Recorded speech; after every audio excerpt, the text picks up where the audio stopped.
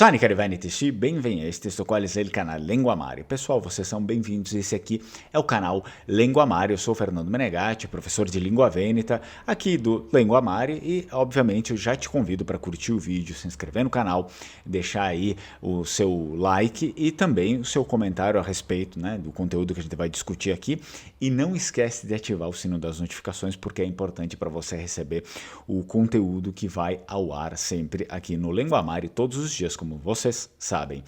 E muito bem, eu também relembro vocês que tem aí o curso de Língua Vênita, tá com as inscrições abertas, eu vou deixar o link aqui na descrição do vídeo e também aqui embaixo, tá? Fixado nos primeiros comentários para vocês darem uma olhada aí, vai começar uma nova leva em maio, então aproveita, porque fora das inscrições, geralmente a gente não costuma colocar o aluno, né, enfim, para dentro ali das turmas. Olha só, esse vídeo vai ser feito com base aqui numa pergunta, tá? A pergunta foi um comentário, uma pergunta, na verdade. A pessoa escreveu assim, aqui no canal. Você poderia falar um pouco sobre o que você entende por cultura e pertencimento? Eu vi aquele teu vídeo, não me sinto brasileiro, concordo. Por outro lado, eu entendo também que a cultura não é estática. O que define um povo além da língua? Foi uma pergunta.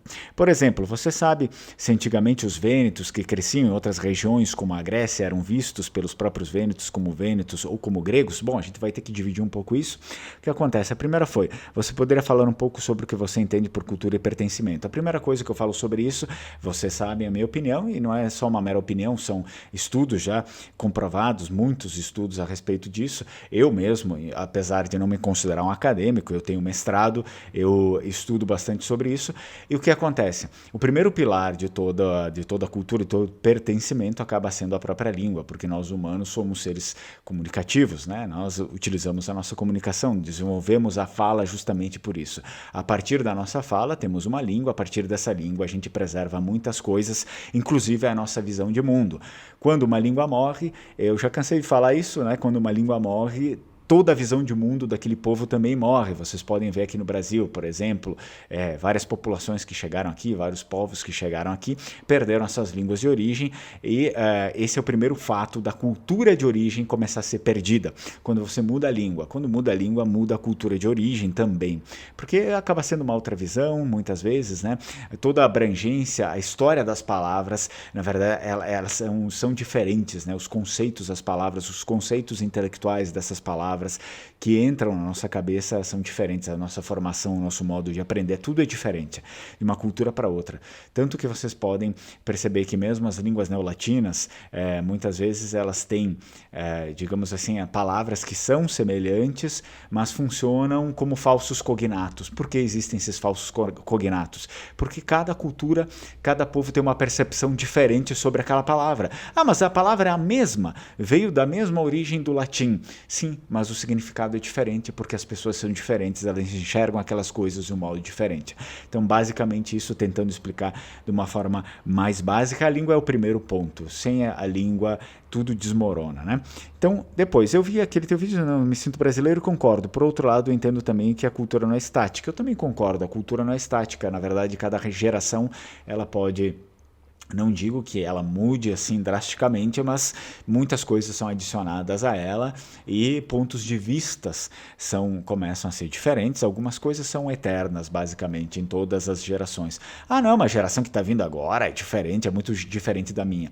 Mas em muitos pontos, na verdade, todas as gerações vão se assemelhando e no final das contas é muita fase, né? O humano, quando é criança, ele tem uma outra visão. Quando ele é adolescente, ele tem uma outra visão. Quando ele é um pré-adulto, ele tem uma outra visão, quando ele é adulto ele tem outra e quando ele fica velho ele passa a ter outras visões. Se vocês forem comparar as faixas etárias praticamente em todas as gerações, não diferencia tanto assim. Se eu pego uma criança de hoje com uma criança lá da Idade Média, sim, você vai ter aí algumas mudanças ali influenciadas pelo ambiente, mas no grosso modo não é tão diferente, assim como os adultos, assim como os idosos, ok, pessoal? Então o humano é humano, tá? Não vamos também fazer uma coisa assim muito drástica, mas eu concordo, a cultura não é estática, ela vai mudando alguns aspectos ao decorrer do tempo. E vamos lá, o que define um povo além da língua? Bem, ótima pergunta, né? Além da língua, que já foi dito aqui, o que define realmente um povo, digamos, a ideia moderna de povo é o que? É uma língua, uma bandeira, enfim, um território, seria basicamente isso. Mas vamos pegar uma ideia um pouco mais primitiva, então, sim, basicamente seria a língua, costumes, né? Costumes, tradições, como eu faço as coisas, como eu não faço, qual a minha visão sobre aquilo. E basicamente isso, né? Um costume primitivo, digamos, o essencial, que se a gente começa a despir toda essa coisa moderna, né? Que foi principalmente, digamos, instituída com o Napoleão Bonaparte, as repúblicas modernas de hoje. Então, o povo era o que? Era um acumulado ali de pessoas, geralmente que tinha, assim, muitas dessas pessoas tinham um parentesco, às vezes sanguíneo, era um primo, tio, mas não só isso, enfim, pessoas ali que tinham uma proximidade e uma mesma língua, os mesmos costumes e provavelmente a mesma religião. Né? Acho que e claro, obviamente tinha ali também traços comuns na etnia. Né? Isso aí seria talvez o nosso primeiro passo ali de povo, tá? Então, por exemplo, você sabe se antigamente os vênetos que cresciam nessas regiões como a Grécia eram vistos pelos próprios vênetos ou como gregos? Essa aqui é uma boa pergunta e como eu leio bastante história vêneta para realizar os podcasts do LenguaCast, eu te convido, se você quiser assinar, tem um valorzinho lá, que você paga, eu estou fazendo por anuidade, tá? Você paga simplesmente um valor por unidade hoje e aí você recebe o ano inteiro esse podcast aí. O que acontece? Sim, tá? Pelo menos pelo que está escrito na história. Agora, se lá era diferente, eu também não sou adivinho, né? Mas o que está escrito, documentado, é que aqueles que passavam a fazer parte da República de Veneza, eles eram considerados na lei.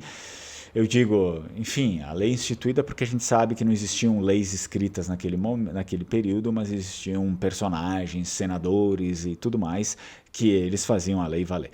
Mas na lei era assim, esses povos eram considerados vênetos também. Por exemplo, o mais típico desses eram as pessoas de Zara, que se não me engano hoje também virou Zadra, que é lá na Eslovênia, né?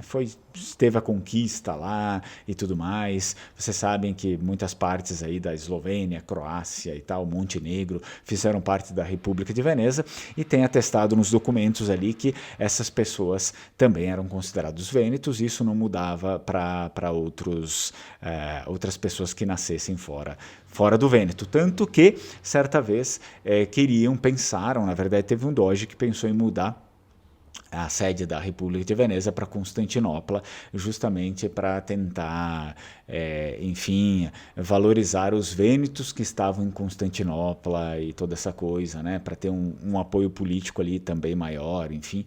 Então, sim, pelo menos pelo que está na história, essa parte aí digamos, existia essa consideração da República de Veneza com aqueles que nasciam fora do Vêneto, da região do Vêneto, e eu diria que culturalmente isso ainda existe hoje por parte do povo e também, enfim, do governo do Vêneto. A Itália eu não posso falar, tá? Mas do governo do Vêneto e ali da população ainda existe isso. As pessoas te recebem como irmão, claro, óbvio, se você não for um babaca também, né? Te recebem como irmão e tudo, e pelo menos essa foi uma experiência minha, tá? E eles têm muito orgulho de terem pessoas, né, de terem descendentes de vênetos que ainda falam vêneto e que ainda se orgulham da cultura vêneta. Então, eles basicamente sempre me consideraram como vêneto. Aí, se vocês têm uma outra história, eu não posso falar por vocês também. Ok?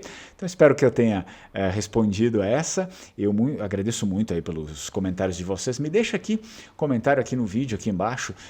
Você sabia disso? Como é que é? O que você acha? O que é cultura para você? É língua? É etnia?